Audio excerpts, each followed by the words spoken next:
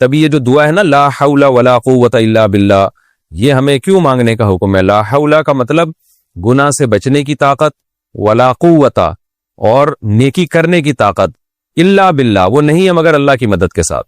تو یہ بھی جذبہ ہمیں سکھایا گیا ہے پیغمبروں کی تعلیمات میں کہ ہم اللہ سے توفیق مانگا کریں، اور توفیق مانگ کے اللہ پہ چھوڑ نہ دیں کہ بس اللہ ہی جو کچھ کرے گا، کرنا وہی خود سے محنت کرنی ہے لیکن نسبت اللہ کی طرف کرنی ہے۔ اور ایک اہم بات یہ پتہ چلتی ہے کہ یوسف علیہ الصلوۃ والسلام پر کتنا دباؤ تھا، کتنا دباؤ کہ زنا نہ کرنے کی صورت میں بدنامی کا خطرہ، جیل جانے کا خطرہ، اس زمانے کے جیل بڑے خطرناک تھے، اور کرنے کی صورت میں خواہش بھی پوری ہوگی، اور جو ایک انسان کی نیچر ہے، جو مرد کی ایک نیچر ہے، اور عزت بھی ملے گی۔ یعنی زنا کرانے والی تمام محرکات موجود تھے، اور زنا سے روکنے والے کا ایک محرک بھی موجود نہیں تھا۔ اتنی سختی کے باوجود بھی یوسف علیہ السلام کیا کہہ رہے ہیں؟ اللہ مجھے جیل زیادہ محبوب ہے اس گناہ سے جس کی طرف یہ عورتیں مجھے دعوت دے رہی ہیں۔ تو اس سے ہم جیسے لوگوں کو عبرت حاصل کرنی چاہیے کہ آج بات بات پہ بد نظری اور گناہ کو ہم اپنے لیے کتنے آرام سے حلال سمجھ لیتے ہیں، اور اپنے آپ کو کیا کہتے ہیں؟ مجبور ہیں۔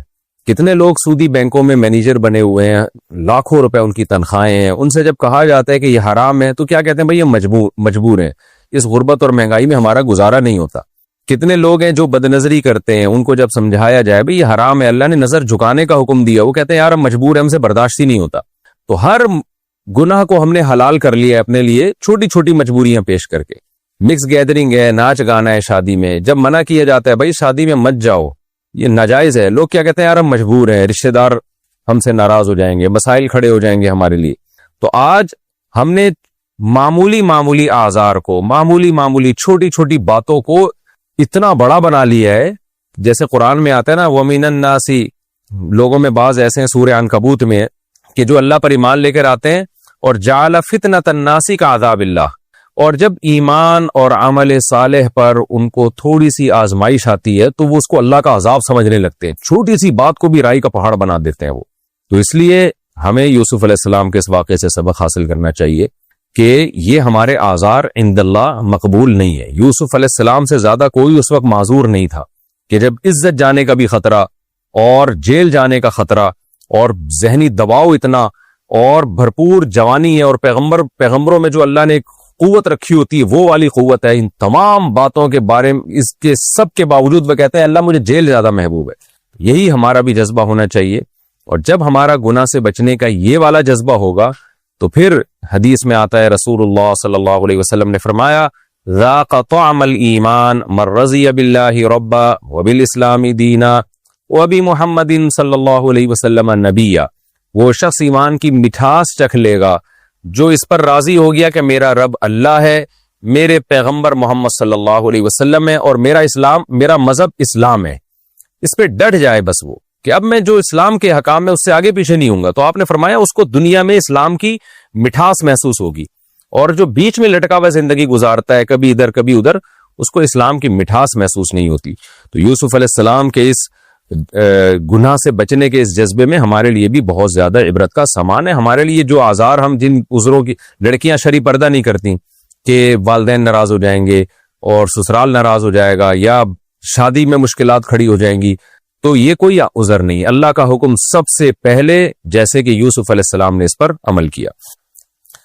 چوتھی بات ابھی یہ پتہ چلتی ہے کہ یوسف علیہ السلام گناہ سے بچنے کے لیے اپنی ذات پر اعتماد نہیں کر رہے، محض گناہ سے بچنے کی کوشش تو اتنی ہے کہ جیسے دروازوں کی طرف بھاگنا شروع کر دیا، اور یہاں بھی جب دباؤ ڈالا جا رہا ہے بچ رہے ہیں، لیکن دعائیں اللہ سے مانگ رہے ہیں، توفیق اللہ سے مانگ رہے ہیں تاکہ دل میں کبر پیدا نہ ہو۔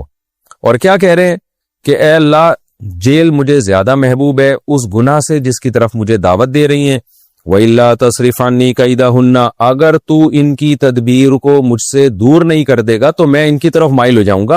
تو یوسف علیہ السلام اپنے بارے میں گویا عاجزی کا اظہار کر رہے ہیں کہ گویا مجھ میں تو گناہ سے بچنے کی طاقت نہیں ہے، حالانکہ پوری کوشش کر رہے ہیں بچنے کی، لیکن اعتراف کیا کر رہے ہیں؟ مجھ میں طاقت نہیں ہے، اللہ تو مجھے توفیق دے گا تو میں بچ سکتا ہوں، ورنہ میں نہیں بچ سکتا۔ آج کیا ہو رہا ہے؟ آج نہ تو اللہ سے دعا مانگتے ہیں اور اپنے بارے میں یہ فرض کر کے بیٹھے ہوئے ہیں کہ میں تو بہت پاورفل ہوں، اور پھر گناہ سے بچنے کے اسباب بھی اختیار نہیں کر رہے ہوتے۔ تو یہ شریعت کا مزاج ہے کہ آپ گناہ سے بچنے کے لیے اپنی پوری طاقت استعمال کر لیں، اور جو فرائض واجبات ہیں اس کو پورا کرنے کے لیے پورے کانفیڈنس کے ساتھ پوری طاقت استعمال کریں، تمام اسباب اختیار کریں، لیکن نظر آپ اللہ پہ رکھیں، اللہ میرے بس میں جو تھا میں نے کیا، لیکن اگر تیری توفیق شامل حال نہیں ہوگی تو میں تو نالائق ہوں، میں تو کمزور ہوں۔ تبھی یہ جو دعا ہے نا، لا حول ولا قوت الا باللہ، یہ ہمیں کیوں مانگنے کا حکم ہے؟ لا حول کا مطلب گناہ سے بچنے کی طاقت، ولا قوت اور نیکی کرنے کی طاقت، الا باللہ وہ نہیں ہے مگر اللہ کی مدد کے ساتھ۔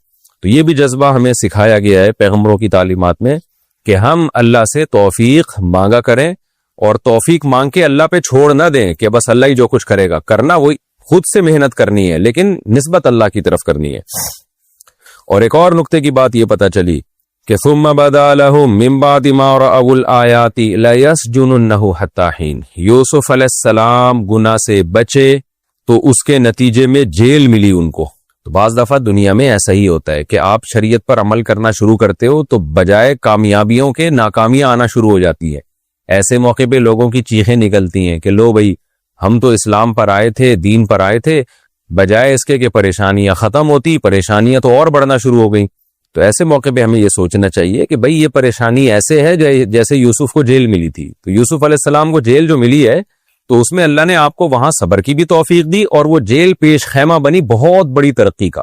تو دین پر عمل کے نتیجے میں جب آزمائشیں آتی ہیں تو اللہ صبر کی بھی توفیق دیتا ہے اگر آپ صبر کرنا چاہو، اور پھر وہ آزمائشیں بہت بڑی ترقی کا ذریعہ بنتی ہیں۔ اگر ایسا ہونا شروع ہو جائے نا کہ ادھر دین پر عمل کیا ادھر پیسے آنا شروع ہو جائیں، عزت اور شہرت ملنا شروع ہو جائے، پھر تو ہر آدمی چلنا شروع کر دے۔ تو بعض دفعہ ایسے ہوتا ہے دین پر آنے کے نتیجے میں وقتی طور پر آزمائشیں آتی ہیں، تو ایسے موقع پہ یہ کہنا کہ یہ دیکھو اللہ تعالیٰ سے شکایتیں شروع کر دینا، یہ نیک لوگوں کا کام نہیں ہوتا۔ اور دوسری بات یہ بھی ہمیشہ ایسا نہیں ہوتا، بعض دفعہ آپ دین پہ چلنا شروع ہوتے ہو تو پھر کوئی آزمائش نہیں آتی بلکہ پریشانیاں فوری ختم ہونا شروع ہو جاتی ہیں۔ یہ بھی اللہ تعالیٰ بعض لوگوں کے ساتھ کرتے ہیں کہ آپ نے دین پر عمل کرنا شروع کیا، اللہ نے ترقی اور فتوحات کے دروازے کھول دیے۔ اور بعض دفعہ یہ بھی ہوتا ہے کہ وقتی طور پر آزمائشیں بڑھ جاتی ہیں۔ تو دونوں معاملات میں ہمیں مذہب کو تھامنا ہے، ہم نے دین سے پیچھے نہیں ہٹنا۔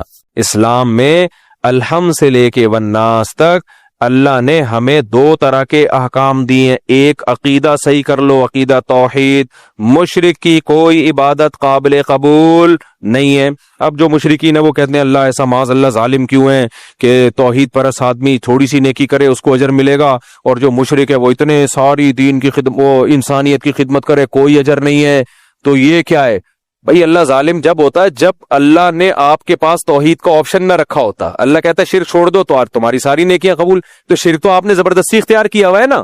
تو لوگ ہم پہ دباؤ ڈالتے ہیں کہ مشرک کو بھی جنتی، بھائی یہ جنت ہم نے نہیں بنائی، جہنم ہم نے نہیں بنائی، ہمارا کام ہے اللہ کی باتیں لوگوں تک پہنچا دینا۔ اللہ کہہ رہا ہے میں نے مشرک پر جنت کو حرام کر دیا ہے، تو اللہ کہہ رہا ہے تو جنت بنائی کس نے ہے؟ اللہ نے بنائی ہے۔ تو پہلی چیز عقیدہ۔ نمبر 2 اعمال۔ پھر اعمال میں 2 قسم کے اعمال ہیں، ایک جسمانی اعمال اور ایک دل کے اعمال، اخلاقیات جنہیں اخلاق۔ دیکھو اسلام میں اخلاق کا مطلب صرف یہ نہیں ہے کہ آپ لوگوں سے اچھے طریقے سے بات کریں۔ آج کسی نے مجھ سے پوچھا، ابھی کی بات ہے، بیان شروع ہونے سے تھوڑی دیر پہلے امریکہ سے ہمارے ایک ریلیٹیو کا فون آیا، انہوں نے کہا بھائی میں نے ایک تفسیر پڑھی، میں تو بہت پریشان ہو گیا وہ تفسیر پڑھ کے۔ میں نے کہا کیا پریشانی؟ کہتے ہیں وہ تو قرآن میں آتا ہے عبس وتولی ان جاءہ الاعمی، ہمارے نبی کے بارے میں آیتیں نازل ہوئی کہ آپ صلی اللہ علیہ وسلم کے پاس نا حضرت عبداللہ بن مکتوم نابینا صحابی تھے، وہ نبی کی خدمت میں آئے تو نبی صلی اللہ علیہ وسلم چونکہ سرداروں میں بیان کر رہے تھے، وہ سردار لوگ آتے نہیں تھے قابو میں، تو وہ سارے سردار بیٹھے ہوئے تھے۔ اسی دوران ایک نابینا صحابی آ گئے، نبی سے بات کرنے لگے، تو آپ صلی اللہ علیہ وسلم کے کو ناگواری گزری اور آپ کے چہرے پر سلوٹیں آئیں۔ کیوں؟ آپ کو عبداللہ بن ام مکتوم کا یہ عمل نامناسب لگا کہ اتنے بڑے سردار بیٹھے ہوئے ہیں، یہ تو اپنے ہی ہیں بھائی، ان کو تو کبھی بھی بات کر سکتا ہوں میں، یہ اتنے سردار لوگ، بڑے بڑے لوگ بیٹھے ہوئے عرب کے، یہ تو بات ہی نہیں سنتے۔ تو اس دوران عبداللہ بن مکتوم کیوں آ گئے؟ تو آپ صلی اللہ علیہ وسلم کو یہ اشکال ہوا، تو اس کی وجہ سے آپ صلی اللہ علیہ وسلم کے چہرے پہ لکیریں آئیں، سلوٹیں آئیں، اور آپ نے اپنے چہرے مبارک کو ایسے کر کے ناراضی سے پھیر لیا۔ تو قرآن میں نبی کو تنبیہ کی گئی کہ نا نا نا نا، یہ جو عرب کے سردار لوگ ہیں نا، یہ آپ کی بات سننا نہیں چاہتے، ان کو ہدایت حاصل کرنے کا شوق نہیں ہے۔ اور عبداللہ ابن ام مکتوم غریب بھی ہے، نابینا بھی، لیکن بھاگتے ہوئے دوڑتے ہوئے آ رہے ہیں تو ٹھیک ہے یہ سردار لوگوں پر محنت کرنے سے اسلام کو فائدہ تو ہوگا، کیونکہ سردار ایمان لے آئے تو سب ایمان لے آتے ہیں، تو ان میں وجہ ترجیح یہ ہے کہ یہ سردار ہیں، ان کے ایمان لانے سے پوری قوم ایمان لانے کا امکان بڑھ جائے گا. اور عبداللہ ابن ام مکتوم سردار نہیں ہے، لیکن ایک دوسری چیز ہے، ان میں طلب نہیں ہے، اور ان میں کیا ہے، وہ سیکھنا چاہتے ہیں یا سیکھنا چاہتے نہیں ہیں. تو جو سیکھنا چاہتا ہے اس کو پہلے فوکس کیا جائے گا، جو سیکھنا نہیں چاہتا اس کو دوسرے نمبر پہ رکھا جائے گا. دیکھو ایک شخص میرے پاس آتا ہے اور وہ مسئلہ پوچھنا چاہتا ہے، مفتی صاحب مجھے ایک مسئلہ پوچھنا ہے کہ نماز میں یہ غلطی ہو جائے تو نماز ہو جائے گی کہ نہیں ہو جائے گی. اس کو میں نہیں بتا رہا اور اس کو بتا رہا ہوں جو پوچھ ہی نہیں رہا، اس کی نالج کو میں امپروو کر رہا ہوں، جبکہ وہ چاہتا ہی نہیں ہے، جبکہ وہ سیکھنا ہی نہیں چاہتا. یہ اتوار کا بیان ہے، لوگ آ رہے ہیں بیان سننے کے لیے آ رہے ہیں، یہاں بیٹھے ہوئے ہیں اور میں آپ کے سامنے بیان نہیں کر رہا، میں چلا گیا ہوں پکڑ کے باہر لوگوں کو تبلیغ کر رہا ہوں، ادھر آ یار بات سن بھائی، اپنے اخلاق درست کر لے. وہ کہہ رہے ہیں یار میں سننا ہی نہیں چاہتا. کیوں نہیں یار تو سننا نہیں چاہتا، لیکن میں چاہتا ہوں تو سیدھے راستے پہ آ جائے.